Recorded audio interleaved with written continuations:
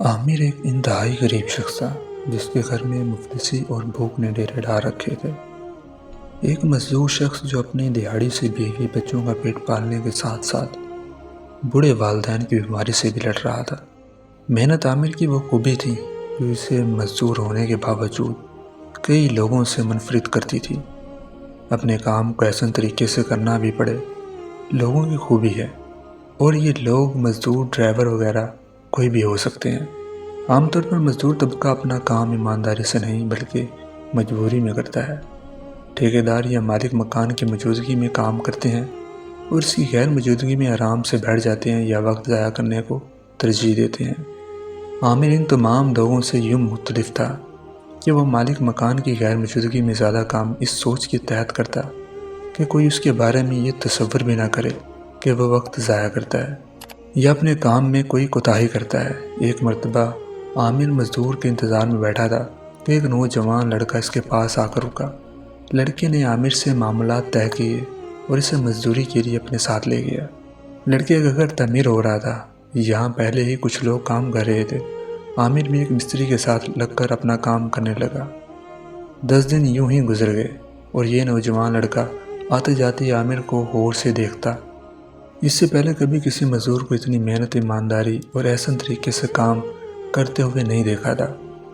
حیرت انگیز بات یہ تھی کہ باقی مزدور 5 بجے سے پہلے ہی کپڑے تبدیل کر کے آرام سے بیٹھ جاتے تھے، لیکن عامر 5 بجے کے بعد ہی کپڑے تبدیل کرتا اور کچھ دیر دیواروں، فرش اور زیر تعمیر کام کا جائزہ لینے میں مصروف رہتا۔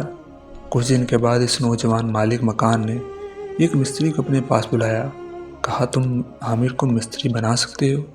یہ انتہائی محنتی اور ایماندار شخص ہے۔ میں چاہتا ہوں یہ جلد سے جلد مستری بن جائے۔ آمدن میں بھی زیادہ ہو جائے گی اور درجہ بھی۔ اگر تم ایسا کر دو میں تمہیں بھی اضافی رقم دوں گا۔ میرے ہی گھر سے شروعات کرو اور عامر کے ہاتھ سے کام کرواؤ۔ کوئی اونچ نیچ ہو جائے یا کوئی دیوار ٹیڑھی ہو جائے تو کوئی مسئلہ نہیں۔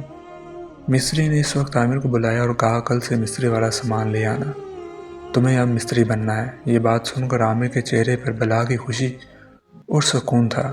اگلے ہی دن عامر سارا سامان لے کر کام پر پہنچ گیا۔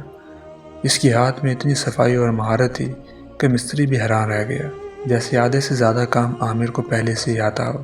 اسی مکان کی تعمیر کی تجربات اور ایمانداری، محنت اور لگن کے باعث عامر مستری بن گیا۔ تعمیر کے اختتامی مرحلے میں عامر نے بحیثیت مستری حصہ لیا اور اجرت بھی استاد والی حاصل کی۔ ٹھیک 2 سال بعد عامر ٹھیکیدار بن گیا۔ اس وقت اسٹیبلش ہے، ماشاءاللہ۔ اس کہانی میں محنت کا پھل موجود ہے۔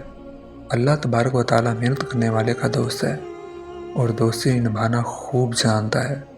یہاں مالک مکان کو وسیلہ بنا کر اللہ تبارک و تعالیٰ نے عامر کے لیے ایسے رستے ہموار اور منزل آسان بنا دی۔ مالک مکان بھی کوئی اللہ والا شخص ہی تھا۔ بس آپ کا کام محنت کرنا ہے۔ محنت کرتے ہوئے اللہ تبارک و تعالیٰ صرف انسان کو اس کا اجر دیتا ہے۔